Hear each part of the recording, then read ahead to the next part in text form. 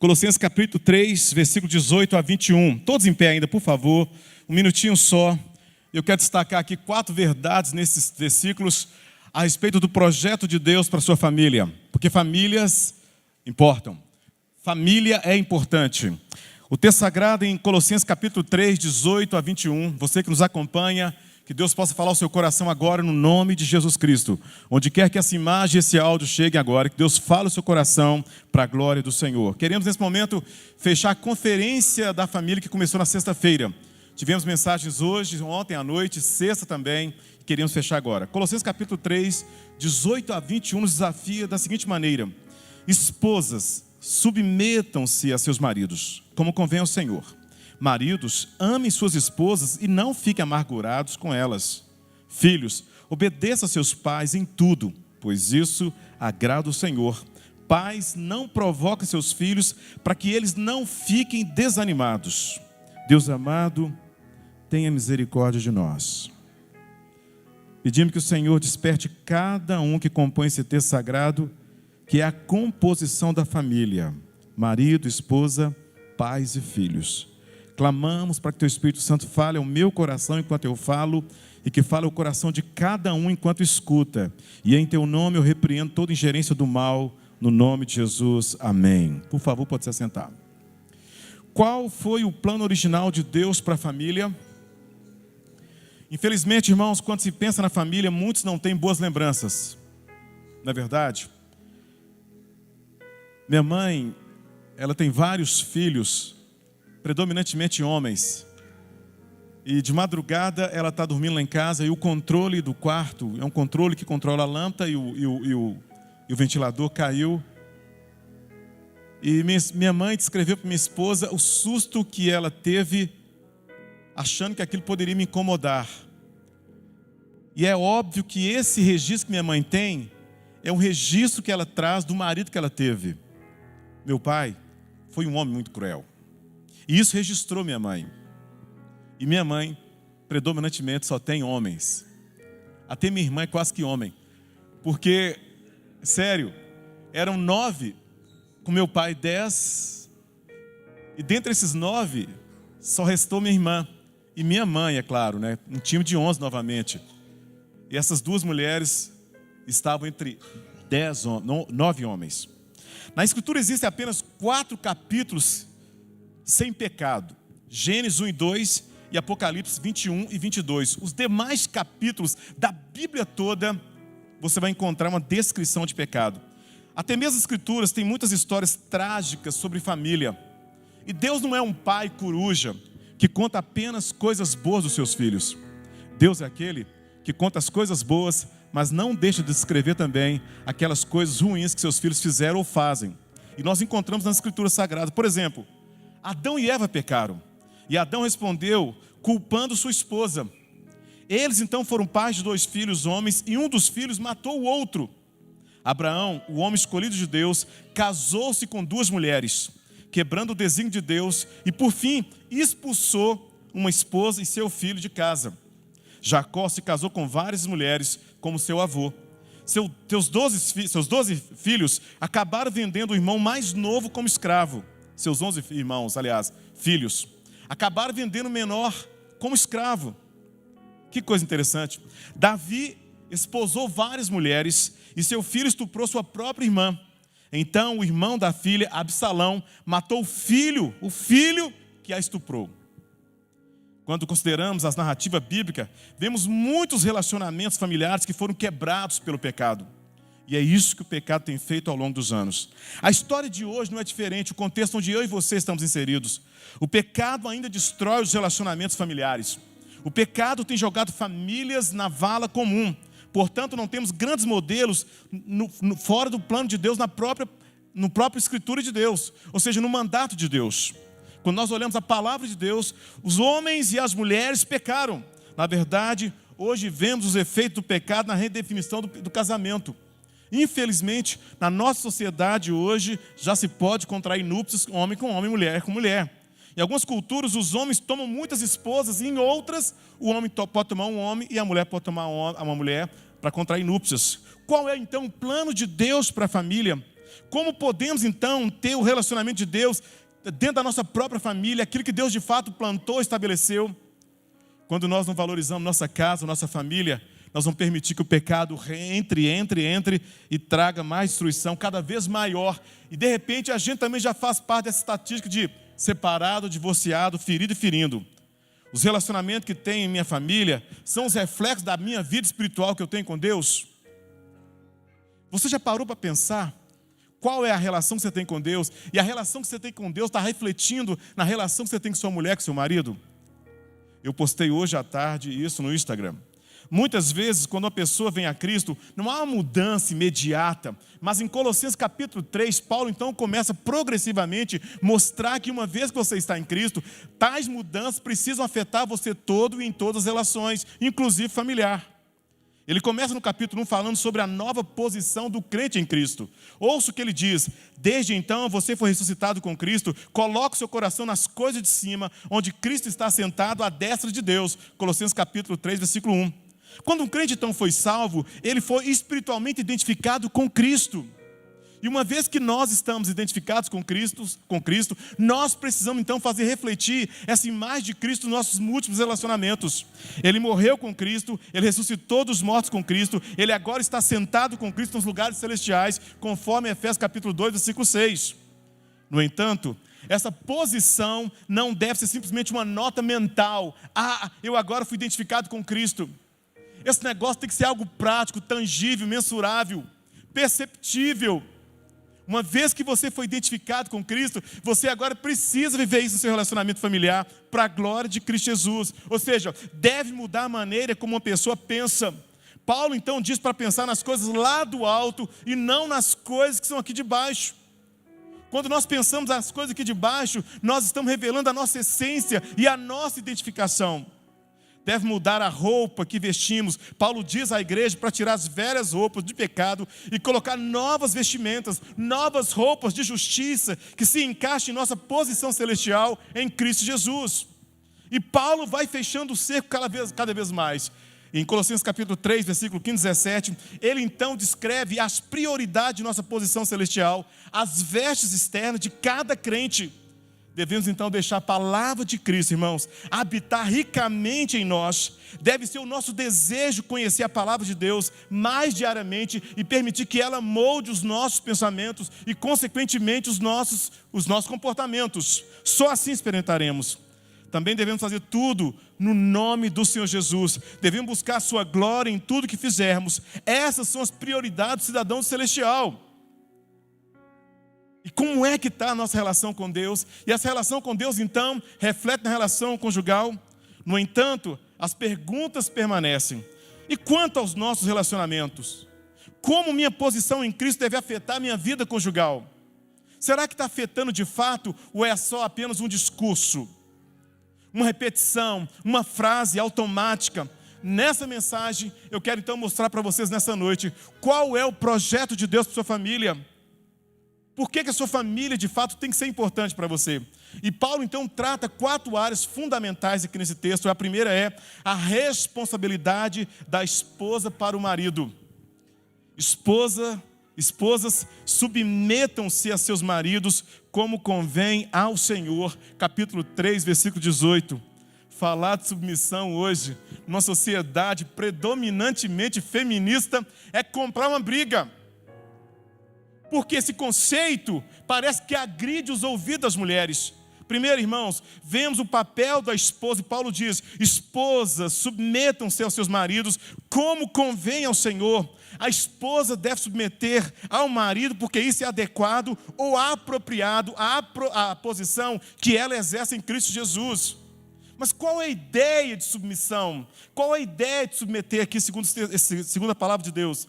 Irmãos, a palavra submissão muitas vezes carrega uma conotação desagradável em nossa sociedade, pós tudo.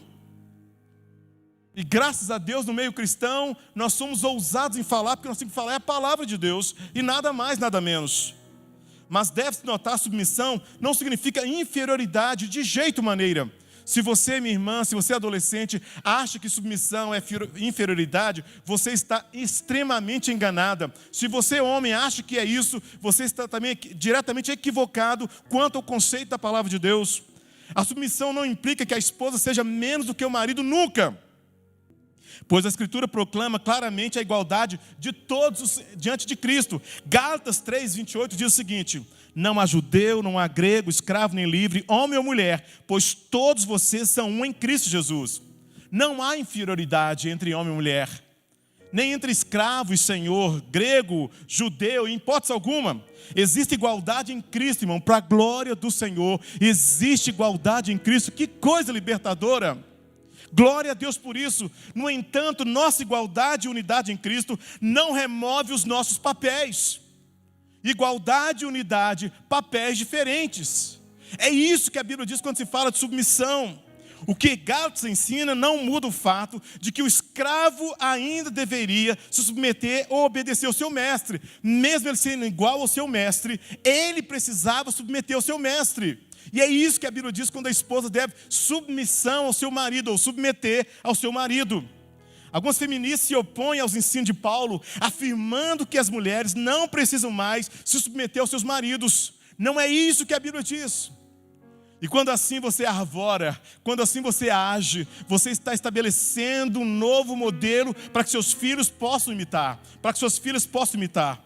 Nós não podemos quebrar a orientação da palavra de Deus, irmãos, e em hipótese alguma.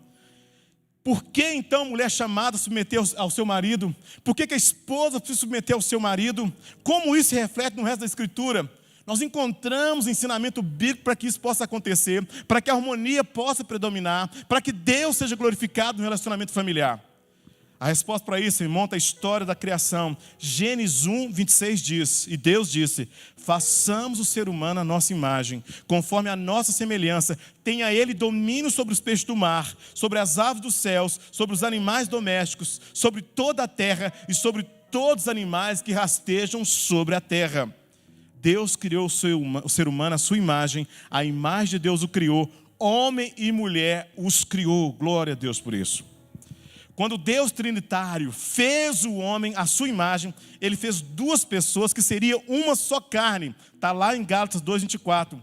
No casamento, então, o homem e a mulher se tornam uma só carne. E é no casamento que esse homem e a mulher começam a refletir a imagem de Deus, a glória de Deus, o reflexo da Trindade de Deus no casamento. Agora, olha para a Trindade, irmãos. Se no casamento a mulher, então, com esse homem, reflete a unidade da Trindade, na Trindade nós entendemos o seguinte: tem o Deus Pai, Filho e Espírito Santo, cada um com sua função específica. Um só Deus em três pessoas, e o mesmo deve acontecer no casamento. Uma só carne, cada um com sua função específica. Se isso não acontece, essa família, esse casamento não reflete a imagem, a glória da Trindade. É isso que precisamos atentar. A submissão tem que ser uma submissão revelada em amor. Se você não submeter o seu esposo em amor, em hipótese alguma você estará glorificando a Deus. Em hipótese alguma você estará glorificando a Deus. A cabeça da mulher, provavelmente, melhor traduzida seja, da esposa, é o homem. Como Cristo é o cabeça da igreja, irmãos. É isso que a palavra de Deus ensina. Se você tem um ogro dentro de casa, um déspota, um ditador, eu quero que você entenda, você que me escuta agora, você que é essa pessoa, ditador, você que é esse autoritário, você está extremamente desvinculado da própria palavra de Deus. Mas a despeito do marido que você tem, o importante é o que a palavra de Deus diz para você. A relação matrimonial, então, é um reflexo da relação, irmãos, trinitária. A unidade. E cada um na Trindade exerce a sua função. Assim deve acontecer também no casamento, para a glória de Cristo Jesus. Ou seja, essa submissão tem que se revelar em amor. Sabe por quê? Olha, está lá no Gênesis 3,16. Diz o seguinte, olha: aumentarei muito os seus sofrimentos na gravidez. Com dor você dará à luz filhos. O seu desejo será para o seu marido e ele a governará. Preste atenção, mulher, minhas irmãs. Desde o Éden, desde a queda, o desejo da mulher passará a ser do marido. Isso é por causa do pecado. E esse marido vai governar essa mulher. E isso é por causa do pecado. Deus diz aqui que o desejo da mulher seria para o marido. Isso significa que, por causa do pecado, a mulher naturalmente desejaria servir o marido? Absolutamente não. Mas esse desejo, então, passaria a ser do marido. E isso é em função do pecado. Na verdade, significa o oposto. A mulher não quer servir. A mulher não quer submeter. Vemos essa palavra usada lá em Gênesis capítulo 4, versículo 7, que diz o seguinte: eis que o pecado está à porta, à sua espera. O desejo dele será contra você, mas é necessário que você o domine. Há uma expectativa de Deus, que as esposas submetam-se ao seu marido no Senhor, no nome de Cristo Jesus. Mas como deve ser a submissão? Uma submissão no contexto do amor. Um dos belos aspectos da Trindade é que Deus Pai não domina ou força Cristo a submeter a Ele, em hipótese alguma. Assim também, marido, você não deve exigir que sua mulher submeta a você no nome de Cristo Jesus. E você, minha irmã, deveria submeter seu marido em amor para a glória de Cristo Jesus, no nome dEle, e assim deveria ser, porque só assim Deus vai ser glorificado nesse casamento, só assim nós vamos preservar esse casamento, refletindo a imagem da Trindade no nome de Cristo Jesus. Mas Paulo não fala só para a mulher. Nós encontramos aqui também a responsabilidade do marido para com sua esposa. Maridos, amem suas esposas e não fiquem amargurados contra elas. E quanto ao papel do marido, olha, eu tenho lido, eu estou casado há 33 anos, graças a Deus, estou com minha mulher há 41. Eu acho que amar é mais difícil que submeter. Eu acho. Amar como Cristo amou a igreja. Paulo diz aos maridos que eles devem amar suas esposas. Agora, deve-se saber que contexto do Antigo Testamento era esse, onde Paulo extrai essa palavra, irmãos. Se você pegar a cultura greco-romana, a cultura judaica, essa mulher não tinha valor algum. Pelo contrário, sobre a lei judaica, uma mulher era uma coisa, propriedade do seu marido, tanto quanto sua casa, o seu rebanho, seus bens materiais. Ela não tinha nenhum direito legal. A mulher jamais foi amada no passado. Dentro da sociedade, olha só, interessante, essa mulher respeitável vivia uma vida de reclusão total. Isso na sociedade grega. Ela era até respeitada, mas ela era reclusa, uma vida totalmente reclusa. Ela nunca aparecia nas ruas sozinha, nem mesmo para fazer compras. Ela morava em moradias femininas, predominantemente femininas, compostas só de mulheres não feministas, e não juntava com os homens em casa, nem mesmo para as refeições. Para ambas as culturas, judaica e grega, as mulheres não tinham valor algum. Então Paulo pega aquela cultura e fala assim, não. Deus pega aquela cultura e fala, não, marido, você precisa amar essa mulher. Essa mulher precisa ser tratada com profundo amor. É isso que a Bíblia diz para você, meu querido irmão. A despeito das diferenças, e nós temos diferenças, gente, os opostos se atraem. Se Shirley fosse igual a mim, se eu fosse igual a Shirley. Somos totalmente diferentes. E às vezes as diferenças nos traem. Elas não só nos atraem, mas nos traem. Quantas e quantas vezes talvez você desejou que o seu marido tivesse o seu ritmo, sua energia, sua organização. Ou talvez quantas e quantas vezes você desejou que a sua mulher fosse tão dinâmica, organizada, que acordasse cedo. Eu, por exemplo. Pois é, irmãos, na cultura judaica e grega, a mulher tinha pouco ou nenhum direito, nenhum valor. Ela era uma propriedade destinada a servir ao marido, unicamente ao marido. Portanto, os ensinos de Paulo aqui iam contra a influência da sociedade judaica e grega. Ele diz, olha, você precisa amar intencionalmente essa mulher. Efésios então descreve como deve ser o amor do marido. Ele é chamado a amar como Cristo amou a igreja. Maridos, ame suas esposas assim como Cristo amou a igreja e se entregou por ela para santificá-la, purificando-a com lavagem da água pela palavra e apresentá-la a si mesmo como uma igreja radiante, sem mancha, sem ruga ou qualquer outra mancha, mas sagrada e irrepreensível. Da mesma forma, os maridos devem amar suas esposas como seus próprios corpos. Quem ama sua esposa, ama a si mesmo. Quais são então as características do amor do marido em Efésios capítulo 5, 25 a 28? Olha só, primeiro, o amor deve ser realista. Diz aqui, olha, o marido deve amar essa mulher mas ele não pode ter fantasias irrealistas sobre a mulher com quem está casando. Seu amor tem que ser um amor realista.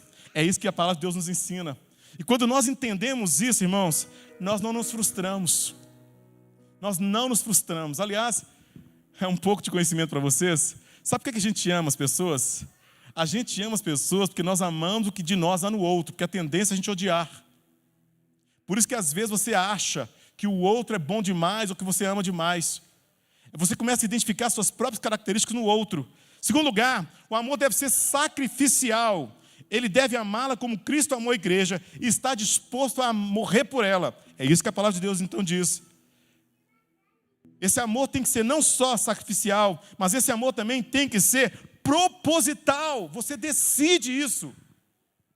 E quando nós decidimos, quando nós tomamos uma decisão, o Espírito Santo, a Trindade, vem a nosso favor e nos impulsiona a realizar aquilo que desejamos no nome de Cristo Jesus. A Bíblia diz, porque é Deus que opera em vós, tanto o querer quanto o realizar. Ame de forma intencional, mas ama de forma também sacrificial. Ama de forma proposital no nome de Cristo Jesus. Isso é possível.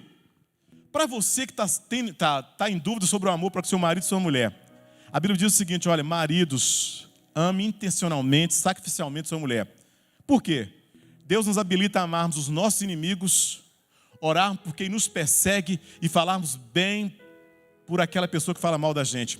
Se Deus nos habilita a amarmos os inimigos, quanto mais a nossa mulher e o nosso marido. Você precisa amar sua mulher propositalmente, intencionalmente, sacrificialmente, realisticamente, segundo o texto sagrado. É isso mesmo, irmãos. Quarto lugar, o amor deve ser pessoal. Ele deve amá-la como seu próprio corpo, diz o texto sagrado.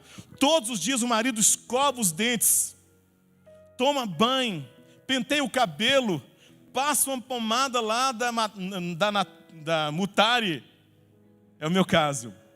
Se cuida, se veste, pega uma camisa nova do Ministério de Família, como é o caso dessa aqui, de todos que estão aqui hoje, do Ministério de Família. A gente se cuida, isso nos remete a algo pessoal. Você tem que amar sua mulher de forma pessoal. Todos os dias esse homem mantém esse corpo limpo, pelo menos se espera assim, não é verdade? Um homem normal, um homem natural. Se você é das cavernas, provavelmente você não se cuida tanto assim, não é verdade? O que um homem deve fazer quando tem uma esposa que não quer submeter?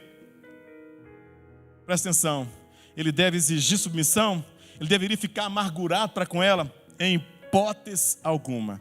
Absolutamente não. Paulo ordena ao marido que não fique amargurado contra a sua mulher. Uma coisa eu vou dizer para você.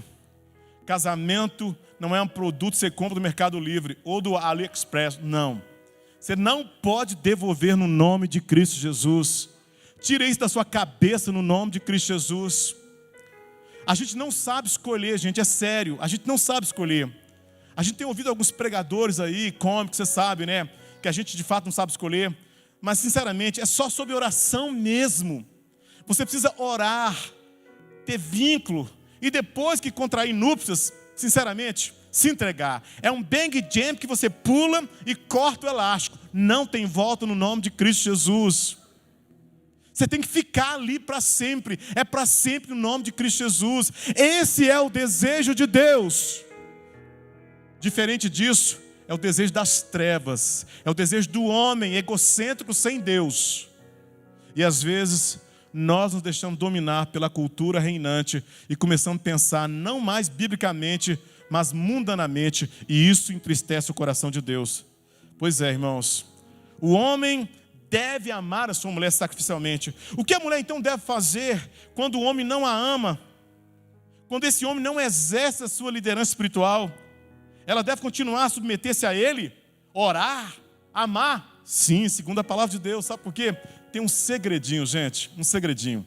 A Bíblia diz que uma mulher crente, olha só como é que é forte esse negócio do evangelho.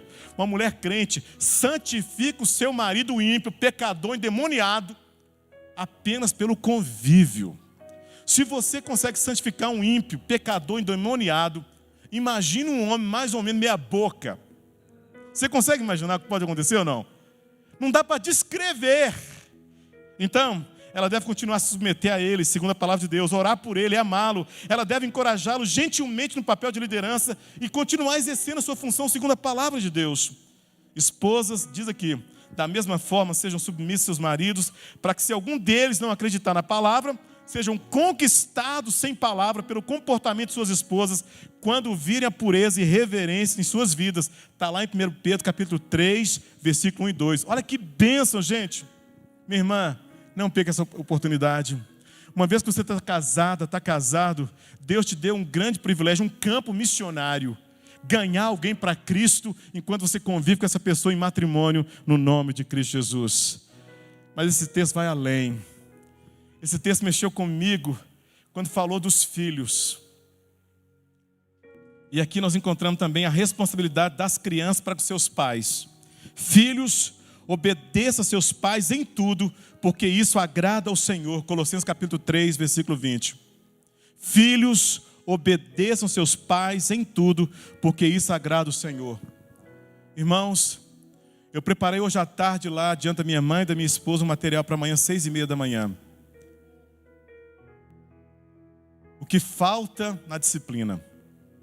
Se você quer aprender um pouco mais sobre disciplina e o que está faltando na disciplina, me ouça amanhã. Mesmo que você não possa me ouvir, me escute depois. @Roberto T. Santos. Mas aqui nós encontramos a responsabilidade dos filhos para com seus pais. Qual é a responsabilidade dos filhos para com os pais? Porque essa autoridade é tão importante, irmãos. Existem limites para essa autoridade? Pais, nós temos duas coisinhas: autoridade e poder. Só que hoje a autoridade se perde muito cedo, porque a gente contribui para a perda dessa autoridade. E nos resta um negócio chamado poder. E às vezes o poder nos transforma em déspotas, pinochês, pessoas autoritárias, que não mais falamos, mas impomos. Não mais disciplinamos com a vara, mas surramos sem limites o filho. Machucamos, torturamos e alguns levam a óbito, infelizmente. Irmãos, o próximo relacionamento familiar que deve ser afetado por nossa nova identidade é o relacionamento dos filhos com seus pais. A primeira pergunta que devemos fazer a nós mesmos é: a quem essa palavra filho se refere? Qual idade está aqui limitando? Qualquer idade, desde que esteja sob o poder do pai, o sustento do pai, na casa do pai. Enquanto esse menino estiver com você, 23, 24, como é o caso do meu filho, 24 anos, esse menino precisa submeter esse pai, essa mãe, no nome de Cristo Jesus. Filhos aqui não se refere a qualquer faixa etária, não, em particular. Essa palavra se refere a todo filho que mora com os pais e é sustentado por ele.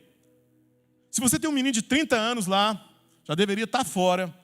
Você então precisa exigir que esse menino se submeta no nome. Quem deveria submeter a você no nome de Cristo Jesus? Irmãos, quando a Escritura fala sobre o mundo pagão que nega a Deus, a desobediência aos pais, presta atenção, a caracteriza. Esse mundo sem Deus é caracterizado por uma desobediência. E quando os nossos filhos não nos obedecem, esses meninos estão refletindo esse paganismo, essa coisa lá de fora. É listado como uma das formas de desobediência comuns ao mundo pagão, conforme Romanos capítulo 1, 28 e 30. A desobediência é característica de todo aquele que não submete a Deus. E o mesmo se aplica aos filhos. Ouça o que a palavra de Deus diz, 21, 28 a 30. E por haver desprezado o conhecimento de Deus, o próprio Deus os entregou a um modo de pensar reprovável para praticarem coisas que não convêm. Estão cheios de todo tipo de injustiça, perversidade, avareza e maldade. Estão cheios de inveja, homicídio, discórdia, engano e malícia. São difamadores, caluniadores, inimigos de Deus, insolentes, arrogantes, orgulhosos, inventores de males, desobedientes aos pais. Olha o que caracteriza essa geração sem Deus. Uma das características é que esses que andam sem Deus não obedecem aos pais. Entenda bem, quando você olha para os seus filhos, você precisa viver esse amor, esse evangelho de tal maneira que esses meninos aprendam a importância deste amor, ou dessa obediência. Paulo diz que a desobediência dos filhos aos pais marca um mundo onde as pessoas negam a Deus. Porque aquele que não submete de fato anda sem Deus. Se uma criança não obedece a seus pais em tudo e não reconhece sua autoridade, irmãos, presta atenção no que vai acontecer. Então ela não reconhecerá as outras autoridades. A castração começa cedo, os nãos começam cedo. Porque se a criança não passa pelo processo de castração, ela não vai submeter a nenhuma autoridade. Aprendi isso aqui cedo e passei para meus filhos. Quem não obedece aos pais, não vai obedecer aos professores, não vai obedecer aos pastores, não vai obedecer aos policiais. E só vai restar um P, a prisão. Quem não submete aos pais, não submete a ninguém. Quem não obedece aos pais, não obedece a ninguém. Agora, como é que você tem criado seus filhos? A psicologia sem Deus, cheia de ideologia, diz que você não pode disciplinar. Eu vou falar amanhã sobre vara, não a vara da infância, a vara literal. Me escute amanhã às 6:30 da matina. Pais frouxos, pais traumatizados, pais recalcados, têm medo de disciplinar o filho. Tem medo de ensinar o filho. Um filho que desobedece aos pais, desobedece a todas as autoridades. Ele desobedecerá então seus professores, desobedecerá seu chefe, desobedecerá a lei, desobedecerá a Deus, que é a autoridade suprema. Conforme Romanos capítulo 13, versículo 1 e 2. Irmãos, a importância da obediência aos pais, vista aqui, olha que interessante, ela deve ser vista numa perspectiva dos 10 mandamentos. Diz lá, honra teu pai e a tua mãe, para que possa viver muito tempo na terra que o Senhor teu Deus te dá. Interessante, não é que você torne-se longévino simplesmente pelo obedecer. É que a desobediência vai limitar a sua vida. Quem obedece, vive mais. É óbvio. O mandamento diz para honrar seu pai e sua mãe, para que você possa viver por muito tempo na terra. Irmãos, na antiga aliança, a desobediência era marcada por assassinato por meio de apedrejamento. Quer ouvir então? Vários textos falam sobre isso. Tem um texto que fala assim, olha, corvos do ribeiro arrancarão seus olhos. A desobediência era tratada com muita severidade. Por isso que a vida era limitada. E aquele que obedecia tinha uma vida estendida, prolongada. A importância desse mandamento, então, irmãos, é vista nas consequências drásticas prometidas a quem o violou. Irmãos, precisamos atentar. Ouça o que a palavra de Deus diz, atenção. Êxodo 21:17. Quem amaldiçoar o pai ou a mãe deve ser condenado à morte. Na lei antiga era assim. E toda vez que nós quebramos a orientação paterna, nós vamos dar mal. Presta atenção, meu drama aqui agora. É como se a pessoa ficasse capenga. Ele começa um projeto, mas ele não conclui. Ele começa um relacionamento, mas ele não conclui. Ele começa uma coisa, mas ele não conclui. Toda vez que a relação pai e filho, filho e pai é quebrada, toda vez que a desobediência é implantada nessa criança, que vira um jovem, ele vai ser um homem que não vai conseguir decolar. Falta algo. Falta algo. Irmãos, quando nós olhamos para o nosso mundo, ele está marcado por uma falta de autoridade. Os filhos não obedecem mais os pais, os alunos não obedecem mais os professores, os funcionários não obedecem mais seus chefes, seus patrões, e assim tornou-se uma característica do mundo. Fazemos o que nós queremos. A Escritura então declara que quando a sociedade chega a esses extremos, ela então acaba ficando sob a maldição de Deus e sob o seu julgamento. Os pais sábios então farão com que seus filhos sejam devidamente instruídos, treinados, para que se tornarem crianças obedientes ao Senhor e aos pais no nome de Cristo Jesus. Eu quero concluir falando aquilo que chamou minha atenção nesse texto. É o papel, a responsabilidade dos filhos, dos pais em relação aos filhos. Isso aqui chamou minha atenção. A responsabilidade dos pais para com seus filhos. Foi isso que me motivou a fazer a live de amanhã, preparar para a live de amanhã, que já está pronta, o material. Pais, não provoquem seus filhos para que não desanimem. Uma versão fala, pais, não trateis com ira, ou não irriteis seus filhos, para que eles não se amargurem. Irmãos, ainda tratando a relação filho-pai, Paulo então fala que aos pais e ordena-lhes que não provoquem a ira a seus filhos. Como é que um pai irrita o filho? Como é que um pai causa amargura no filho? Eu descrevi algumas coisas aqui para que você possa aprender hoje no nome de Cristo Jesus. Os pais amarguram quando não o disciplina. A Bíblia diz que Deus disciplina o filho que o ama. Quando você não disciplina seu filho, você vai causar amargura nessa criança, mais cedo ou mais tarde. Essa é uma das maneiras mais rápidas de desenvolver filhos amargos, é não discipliná-los. Você precisa disciplinar seu filho. Quando você não disciplina seu filho, você vai causar amargura no coração dele mais cedo ou mais tarde. Os pais amarguram seus filhos abusando deles ou aplicando disciplina inadequada. Toda vez que você excede, toda vez que você passa do limite, você vai amargurar o seu filho. Gente, amanhã eu quero te ensinar como subir para o choro e voltar com alegria. Eu quero te ensinar amanhã. O que falta na disciplina. Mas às vezes nós amarguramos nossos filhos quando nós excedemos. Já excedi certa vez no Filipe. E toda vez que você exceder, você deve retratar, admitir, confessar e decidir não fazer de novo, no nome de Cristo Jesus. Os pais então amarguram seus filhos por negligenciá-los. Hoje nós pegamos uma chupeta chamada smartphone. Preparei uma live, material. Quando o seu filho deve receber um smartphone. Em breve ela vai estar no ar. O pessoal do Vale do Silício, gente, não acessa Google e nem põe smartphone na mão dos filhos que tenham menos de 12 anos. A galera pensante do mundo tecnológico, do Vale do Silício. Eles não usam Google e nem põem smartphone nas mãos dos meninos menores de 12 anos. Mas nós, ocidentais, colocamos uma chupeta, não é verdade? Uma chupeta eletrônica.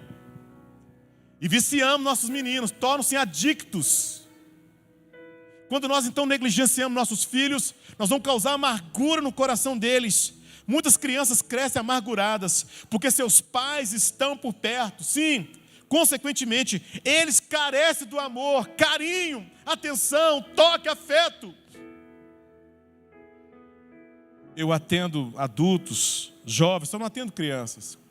Recentemente eu atendi uma menininha de 11 anos que ela me surpreendeu. Veio do interior com a irmã de 14, a mãe congrega aqui. E foi tão gostoso receber aquela menina. Depois que eu atendi, eu resolvi abençoar aquela menina.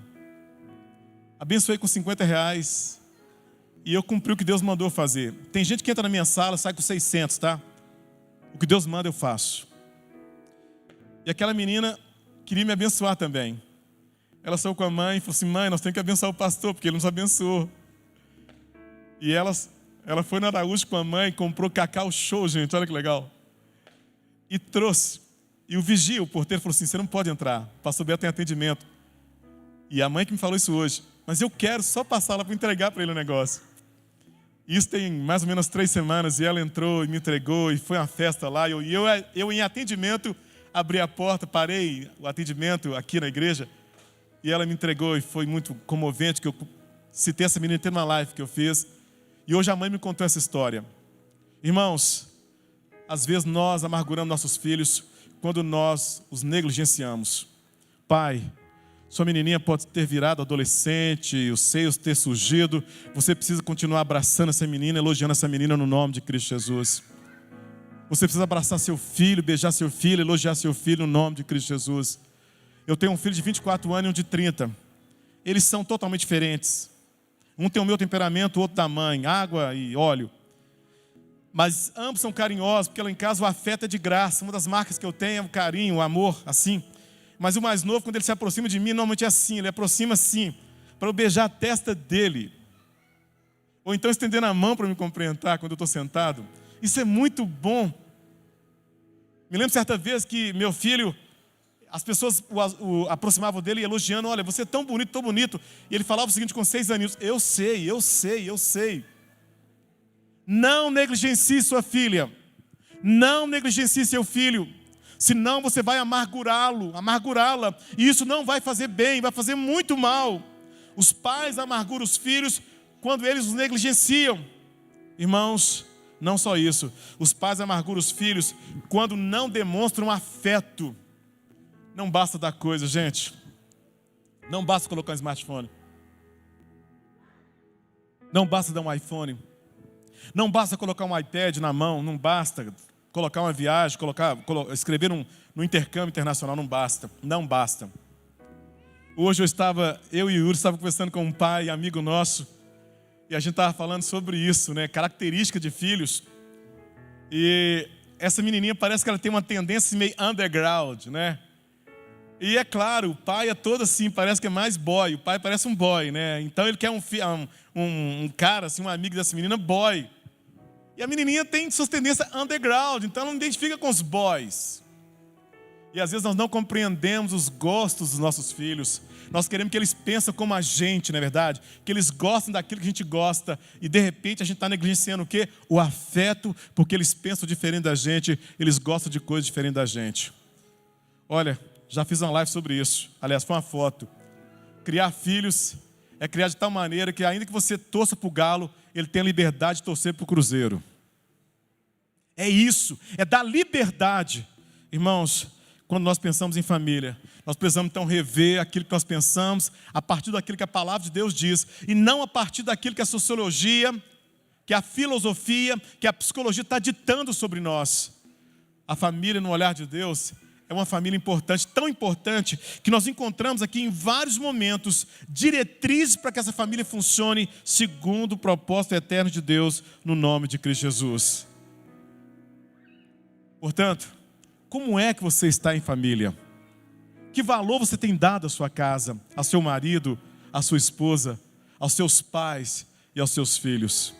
Será que podemos fazer algo diferente a partir de agora? Dar uma guinada, virar a chave, para que algo possa acontecer a partir desse momento na nossa casa, no nome de Cristo Jesus? Para que a gente possa ver e testemunhar esse evangelho sendo mantido, perpetuado, replicado na vida dos nossos filhos? Eu acredito que isso é possível se nós começarmos a olhar para a nossa família com o olhar de Deus e valorizarmos a nossa família como Deus valoriza, segundo o intento da palavra dele, no nome de Cristo Jesus. Família é importante. O que você tem feito pela sua família? Considerando que ela é importante, o que você poderia fazer a partir de hoje por sua família, por sua mulher, pelo seu marido, pelos seus filhos, pelos seus pais? Quero te encorajar a não parar por aí. Nós dispomos aqui na nossa igreja várias ferramentas para que você possa fazer uso delas e afiá-la, ou se afiar e se preparar para fazer com que essa família funcione segundo o coração de Deus e para a glória do Senhor, no nome de Cristo Jesus. Por isso nós queremos orar por você hoje, em nome de Jesus, te encorajando. Volte a valorizar a sua casa, a sua família, no nome de Cristo Jesus. Se posicione. Se você é aquele que perdeu toda a autoridade na sua casa, venha falar conosco. Solidário nós seremos e vamos orar com você, para que você possa ocupar esse lugar no nome de Jesus, diante dos seus filhos, diante do seu cônjuge, para que Deus seja manifesto na sua casa, no nome de Cristo Jesus. Amém, irmãos? Quero convidá-lo agora a se colocar em pé, toda a igreja, por favor. Eu quero chamar o Ministério de Família aqui, que nós queremos orar com você e por você agora, no nome de Jesus. Queremos sim que Deus te surpreenda, que Deus te abençoe, que Deus te encoraje, que Deus te fortaleça, para que sua casa seja uma casa onde de fato Deus vai ser manifesto, no nome de Cristo Jesus. Amém? Se você quer isso, eu gostaria que você colocasse agora a mão no seu coração, aí, lado esquerdo do peito, e orasse comigo essa oração que eu farei agora. Você pode ter filhos ou não, você pode ser solteiro ou casada, mas eu quero convidar você agora, a colocar a mão no peito agora e orar comigo a oração que eu farei no nome de Jesus agora. E nós estaremos de mãos levantadas agora, clamando ao Senhor por vocês aqui também. Repita então comigo: Senhor Jesus, eu me coloco em tuas mãos e apresento ao Senhor a minha casa. E eu gostaria tanto que eu e a minha casa servíssemos ao Senhor. Jesus, abra meus olhos para ver a importância da família na minha vida, a importância da minha família na sociedade, a importância da família segundo a palavra do Senhor. E além de abrir meus olhos, Senhor, encha-me de força e vontade, coragem e ousadia, para fazer o que for necessário por essa família, no nome de Cristo Jesus. Amém. Nós vamos orar mais uma vez. Senhor Jesus, muito obrigado pela tua presença nesses dias conosco, todos os dias. Pai amado, eu clamo para que o Senhor ajude cada pai, Senhor, a cuidar bem dos seus filhos, a cada marido a cuidar bem da sua esposa. Ajude cada esposa, Senhor Deus, a submeter no amor ao seu marido, no nome de Cristo Jesus. Ajuda cada esposo a amar sua esposa de forma sacrificial, como Cristo amou a igreja, no nome de Jesus. Ajude cada filho a obedecer seus pais no nome de Cristo Jesus. E ajude cada pai a trabalhar o equilíbrio na disciplina no nome de Jesus, para que esses filhos possam submeter a eles também, para a glória do Senhor. Deus amado, tira de cada família a confusão, o desrespeito, a falta de amor, a intolerância no nome de Jesus, Pai amado. Deus, que haja festa nessas casas, que haja riso, Senhor, que haja alegria, que haja abraço entre pai e filha, entre filho e mãe, entre esposa e esposa, no nome de Jesus. Que haja declarações de amor no nome de Cristo Jesus, que haja elogios no nome de Jesus, que haja submissão, que haja disciplina, sem trauma, no nome de Cristo Jesus. Pai amado, sustenta as nossas casas, sustenta a casa que os nossos filhos vão constituir no nome de Jesus. Sustenta, Senhor Deus, cada família, e aquelas famílias que têm passado por momentos difíceis, Deus, eu peço por restauração no nome de Jesus.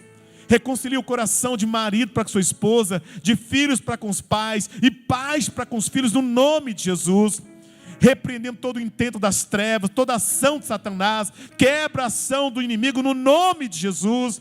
Deus amado, que possamos pagar o preço da oração, da intercessão, da coerência, para que o nosso relacionamento vertical reflita, Deus, lá no horizontal, no nome de Jesus.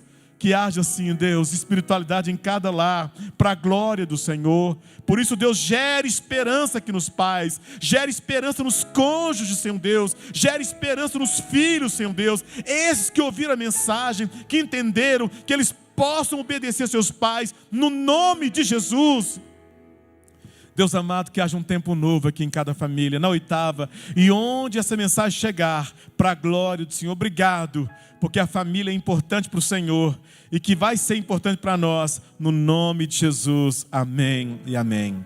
Olha, se você quiser, você pode nos procurar, que nós queremos te acolher no nome de Jesus, com vários cursos e também com aconselhamento, no nome de Jesus. Pode se assentar, pastor Luiz, por favor. Deus te abençoe no nome de Jesus. Muito obrigado por estar conosco, assistir esse vídeo.